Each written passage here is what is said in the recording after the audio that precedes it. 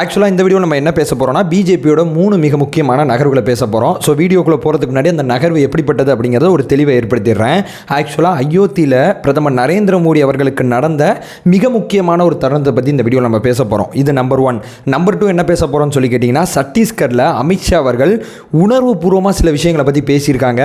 இந்த உணர்வுபூர்வமான விஷயங்கள் 2024 தேர்தலில் மிக கடுமையாக எதிரொலிக்கும். அது என்ன அப்படிங்கிறத நம்ம பார்க்க போகிறோம். 3வது, ராஜஸ்தானில் பிஜேபி இப்படி பண்ணியிருக்க வேணாம் அப்படின்னு சொல்லி நமக்கு ஒன்று தோணுச்சு. அது என்ன அப்படிங்கிறதும் இந்த வீடியோவில் சேர்த்து பார்க்க போகிறோம். 3 மிக முக்கியமான நகர்வு வெளியே நடந்திருந்தாலும் தமிழ் மக்களாகிய நம்மளால் ஈஸியாக ரிலேட் பண்ணிக்க முடியும். அதனால தான் இந்த 3 மிக முக்கியமான நகர்வும் மிக முக்கியமானதாக பார்க்கப்படுது. அதனால தான் இந்த வீடியோ நம்ம ஷேர் பண்ணிக்க போகிறோம். உற்சாக வணக்கங்கள். வாங்க பதிவுக்குள்ளே போகலாம். இப்போ முதல் விஷயம் மக்களே, பிரதமர் நரேந்திர மோடி அவர்கள்ட்டேருந்து வரலாம். பிரதமர் நரேந்திர மோடி அவர்கள் நேற்று அயோத்திக்கு போயிருந்தாங்க. ஏன் அயோத்திக்கு போயிருந்தாங்க கிளியராக பார்த்துடலாமா? 15,700 கோடி ரூபாய் மதிப்புள்ள வளர்ச்சி திட்டங்களை தொடங்கி வைக்கிறதுக்காண்டி அயோத்திக்கு போயிருந்தாங்க. அயோத்தியை சுற்றி 15,700 கோடி, அயோத்திக்கு மட்டும் 11,100 கோடி. இந்த வளர்ச்சி திட்டங்கள் சொல்லப்படுறது சர்வதேச விமான நிலையமாக இருக்கட்டும், அங்கே இருக்கக்கூடிய ரயில்வே நிலையம் அடுத்த கட்ட வளர்ச்சியை நோக்கி கொண்டு போனதாக இருக்கட்டும், அயோத்தியை மிக கச்சிதமாக ரொம்ப தெளிவாக மாநில அரசும் மத்திய அரசும் ஒரு சேர அயோத்தியை வளர்த்து கொண்டு வராங்க. ஏன்னா அயோத்தியில் ராமர் கோயில் இருக்குது. ஸோ ராமர் கோயில் சுற்றுலாத்தலமாக மாறும். நிறைய பேர் சுற்றுலா வருவாங்க. சுற்றுலா வரக்கூடிய அத்தனை பேரும் கவரக்கூடிய வகையில் அயோத்தி அடுத்த கட்டத்துக்கு போகுது. அயோத்தியில் இப்போ இருக்கக்கூடிய நிலமானது நிலத்தோட மதிப்பு 20 மடங்கு அதிகரிச்சிருக்குன்னு சொல்கிறாங்க. அப்போ அயோத்தி எந்த லெவலில் இருக்குது அப்படிங்கிறது உங்கள் பார்வைக்கு விட்டுறேன். சரி, இப்போ அந்த அயோத்தியில் என்ன நடந்துச்சுன்னு சொல்லி கேட்டிங்கன்னா, பிரதமர் நரேந்திர மோடி அவர்கள் ரோடு ஷோன்னு மேற்கொண்டாங்க. கிட்டத்தட்ட 15 கிலோமீட்டருக்கு இந்த ரோடு ஷோ பண்ணியிருந்தாங்க. இந்த 15 கிலோமீட்டரில் நிறைய பேர் பூ போட்டு சூப்பர்ப்பா பிரதமர்ப்பா நரேந்திர மோடிப்பா பிஜேபிப்பா அப்படின்னு சொல்லி வரவேற்றாங்க. மற்றவங்கெல்லாம் விட்டுருங்க, பொதுமக்கள் அல்லது பிஜேபி ஆதரவு தொண்டர்கள் எல்லாருமே வரவேற்றதெல்லாம் எப்போது நடக்கிறது தான். எல்லா ஊருக்கு போனாலும் இது நடக்கும் தான். இதில் எந்த விதமான மாற்று கருத்தும் இல்லை. ஆனால் இந்த ரோடு ஷோ நடக்கும்போது வேற ஒருத்தர் வரவேற்றாருங்க. அந்த வேற ஒருத்தர் யார் தெரியுமா? அயோத்தியில் ராமர் கோயில் கட்டக்கூடாது அப்படின்னு சொல்லி நீதிமன்றத்தில் வழக்கு நடந்துச்சு. பல வருஷமாக நடந்த இந்த வழக்கில் இக்பால் அன்சாரி அப்படிங்கிற ஒருத்தரும் மிக முக்கியமானவர். இவரும் இந்த அயோத்தியில் ராமர் கோயில் கட்டக்கூடாது அப்படின்னு சொல்லி அந்த தரப்பு சார்பாக நீதிமன்றத்தில் வழக்கு போட்டு நடத்திட்டு இருக்கக்கூடிய ஒரு நபராக இந்த இக்பால் அவர்களும் இருந்தாங்க. அயோத்தியில் ராமர் கோயில் கட்டலான்னு சொல்லி 2019 நவம்பர் 9 தீர்ப்பு வந்துச்சு. அதற்கப்புறமா உச்சநீதிமன்ற தீர்ப்பின் அடிப்படையில் இன்றைக்கி அயோத்தியில் ராமர் கோயில் கட்டிக்கிட்டு இருக்காங்க. இந்த ரோடு ஷோவில் இந்த இக்பால் அன்சாரி இருக்கார்ல, அவரும் அவரோட வீட்டுக்கு வாசலில் இந்த ரோடு ஷோ போகும்போது அவரும் பூவை போட்டு பிரதமர் நரேந்திர மோடி அவர்களை வரவேற்றிருக்காரு. வாப்பா வாப்பா நல்லா இருப்பான்னு சொல்லி அவரும் பூவை போட்டு வரவேற்றிருக்காரு. என்னங்க நீங்களும் பூ போடுறீங்களா? என்னங்க மேட்ரு? உங்களுக்கு எதிராக அவர் பண்ணிட்டதாக தானே நீங்கள் ஃபீல் பண்ணுவீங்க. நீங்கள் ஏன் பூ போட்டீங்க அப்படின்னு சொல்லி மீடியா நண்பர்கள் இவரை பார்த்து சில கேள்விகளை கேட்கும்போது, பிரதமர் அயோத்திக்கு வந்திருக்காரு. அயோத்தியை பொறுத்தவரை பிரதமர் விருந்தாளி. ஸோ விருந்தாளியை நான் வரவேற்றேன். எங்கள் பிரதமர் எங்கள் விருந்தாளி அப்படின்னு சொல்லி அவர் ஒரு ஸ்டேட்மெண்ட்டை சொல்லி இவர் பூ போடும்போது இவரோட குடும்பத்தோடு சேர்ந்து பூ போட்டிருக்காரு. ஸோ அயோத்தியில் ராமர் கோயிலை கட்டுறதுக்கு எதிராக இருக்கக்கூடிய நபரும் அயோத்திக்கு வரக்கூடிய பிரதமர் நரேந்திர மோடி அவர்களை வரவேற்றது பிரதமர் நரேந்திர மோடி அவர்களுக்கே தெரிஞ்சிச்சுன்னா எவ்வளோ ஆச்சரியமாக இருக்கும் அப்படிங்கிறது தெரியல. பட் மீடியா பீப்புள் இதை பெரிய லெவலில் எடுத்து பிஜேபிக்காரங்க பெரிய லெவலில் அங்கே பரப்பிக்கிட்டு இருக்காங்க. ஸோ அயோத்தியில் பிரதமர் நரேந்திர மோடி அவர்களுக்கு இருக்கக்கூடிய செல்வாக்கு அசைக்க முடியாத லெவல் இருக்குது. இது நம்பர் 1. இப்போ 2வது விஷயங்க, சத்தீஸ்கருக்கு போயிடலாமா? சத்தீஸ்கரில் அமித்ஷா அவர்கள் அப்படி என்னப்பா உணர்வுபூர்வமாக நிறைய விஷயங்களை பேசினார் அப்படின்னு சொல்லி கேட்டிங்கன்னா, சத்தீஸ்கர் அப்படிங்கிறதே மிக முக்கியமான ஒரு ஸ்டேட்டாக இருக்குது இந்திய அரசியல் களத்தில். ஏன்னா சத்தீஸ்கர் அப்படிங்கிறத இந்திய அரசியல் களத்திலேருந்து பார்த்தீங்கன்னா சத்தீஸ்கர் தான், மாற்று கருத்து இல்லை. ஆனால் ராமாயணம் படி சத்தீஸ்கரை பார்த்தீங்கன்னா ராமரோட தாய் பிறந்த இடமா சத்தீஸ்கர் இருக்குது. ராமரோட தாயாக இருக்கக்கூடிய கௌசால்யா பிறந்த இடமா சத்தீஸ்கரை பார்க்குறாங்க. ஸோ அந்த சத்தீஸ்கர்லேருந்து நேற்று என்ன இருக்குன்னு சொல்லி கேட்டிங்கன்னா, ராமர் கோயிலுக்கு அந்த கும்பாபிஷேகம் நடக்கிற அன்னைக்கு பிரசாதம் வழங்குறதுக்காண்டி கிட்டத்தட்ட 3 லட்சம் கிலோ அரிசி சத்தீஸ்கர்லேருந்து அனுப்பிச்சி விட்ருக்காங்க. இந்தியாவிலே அதிகமாக அரிசியால் இருக்கக்கூடிய சத்தீஸ்கர் தான். சத்தீஸ்கர் அக்ஷய பாத்திரம் சொல்லி கூட கூப்பிடுவாங்க. ஏன்னா இங்கே அவ்வளோ அரிசியால் இருக்குது, அவ்வளோ அரிசி இங்கே விளையுது. அதனால சத்தீஸ்கர்லேருந்து 3 லட்சம் டன் அரிசி 11 லாரியில் அயோத்தியை நோக்கி புறப்பட்டுருக்கு.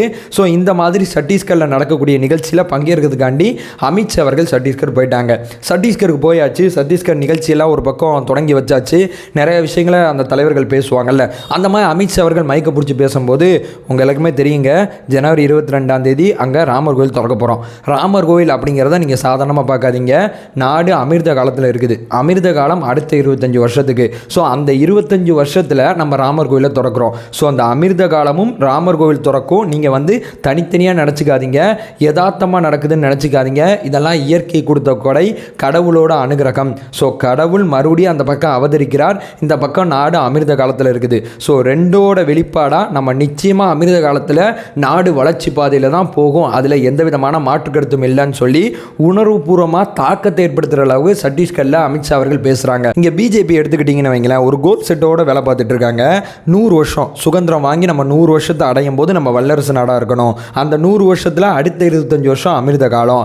அமிர்த காலம் அப்படிங்கிறது இளைஞரோட பங்களிப்பு அதிகமாக இருக்கக்கூடிய காலகட்டம். இந்த காலகட்டத்தில் இந்தியா வளரும். இப்போ நம்ம 5வது பொருளாதார நாடாக இருக்கோம், அடுத்து 3வதுக்கு போவோம், கூடிய சீக்கிரம் 2வது 1வது ஆகி நம்ம தான் நம்பர் 1 நாடாக வருவோம். நமக்குன்னு ஒரு கோல் இருக்குது, நமக்குன்னு ஒரு லட்சியம் இருக்குது. இந்த பக்கம் ராமர் கோவிலையும் இந்த லட்சியத்தையும் ஒரு சேர்த்து பேச ஆரம்பிச்சிட்டாங்க. ஆல்ரெடி பிரதமர் நரேந்திர மோடி அவர்கள் ஜனவரி 22 எல்லாருமே வீட்டில் விளக்கேற்றுங்க, 140 கோடி வீட்லையுமே விளக்கு எரியட்டும், விளக்கு எரிஞ்சு தீபாவளிமாய் கொண்டாடுங்க அப்படிங்கிற விஷயத்த சொல்லியிருக்காங்க. இந்த பக்கம் பார்த்தீங்கன்னா அமித்ஷா அவர்கள் வந்து அயோத்தியில் நடக்கக்கூடிய அந்த ராமர் கோவில் நிகழ்வையும் நாடோட அமிர்த கால நிகழ்வையும் ஒரு சேர்த்து பேசுகிறாங்க. ஸோ இந்த கட்சியை எடுத்துக்கிட்டிங்கன்னா ஒரு கோல் செட்டு, நாடு ஒரு வளர்ச்சி பாதையில் ஒரு பக்கம் கொண்டு போகிறத இலக்கா மையமாக வச்சு செயல்படுறாங்க. இந்த பக்கம் எதிர்க்கக்கூடிய கட்சி இந்த கட்சியை ஏன் எதிர்க்கணும் அப்படிங்கிற தெளிவான கிளாரிட்டி இல்லையோ அப்படின்னு சொல்லி நம்மளை ஃபீல் பண்ண வைக்குது இந்த செய்தி. ஆக்சுவலாக இவர் என்ன சொல்கிறாரு, நாடு வளர்ச்சி பாதையில் போகுது, அது செய்து இது செய்து நம்ம அங்கே போகணும் இங்கே போகணும்னு ஏதோ ஒன்று சொல்கிறாரு. இந்த சைடு இருக்கிறவங்க இவங்களை எதிர்க்கணும்னு மட்டும்தான் சொல்கிறாங்க. ஏன் எதிர்க்கணும், என்ன மேட்ரு, என்ன விஷயம், எதனால பிரதமர் நரேந்திர மோடி அவர்களோட ஆட்சி வேணாம்? பிரதமர் நரேந்திர மோடி அவர்களோட ஆட்சி ஏன் வேணும்னா, நாடு வளர்ச்சி பாதையில் இருக்குது, நாடு அமிர்த காலத்தில் இருக்குது, 2047 நம்ம வளர்ச்சியில் போய் உச்சகட்டத்தில் நிற்போம்னு சொல்லி பல இலக்குகளை இந்த கட்சி நிர்ணயித்து வேலை பார்த்துட்டு இருக்கு. இந்த பக்கம் இவங்களை எதிர்க்கக்கூடியவங்களுக்கு கிளாரிட்டி இல்லை, எதிர்க்கக்கூடிய நபரும் இல்லை அப்படிங்கிற அந்த 2 விஷயத்தையும் இந்த இடத்துல நம்மளால் பொருத்தி பார்க்க முடியுது. ஸோ அமித்ஷா அவர்கள் பேசுனது அந்த பகுதியில் மிக தாக்கத்தை ஏற்படுத்தியிருக்கு அப்படின்னு சொல்லி பல சோஷியல் மீடியாவில் நல்லா பார்க்க முடிஞ்சிச்சு. ஸோ ஹிந்தி பேசும் மாநிலத்தில் பிஜேபி ஜெயிக்குதுன்னா இவ்வளோ உணர்வுபூர்வமான டாக்லாம் நிறைய பேசுகிறாங்க, அதனால தான் ஹிந்தி பேசும் மாநிலத்தில் பிஜேபி ஜெயிக்குது. இது 2வது பாயிண்ட்.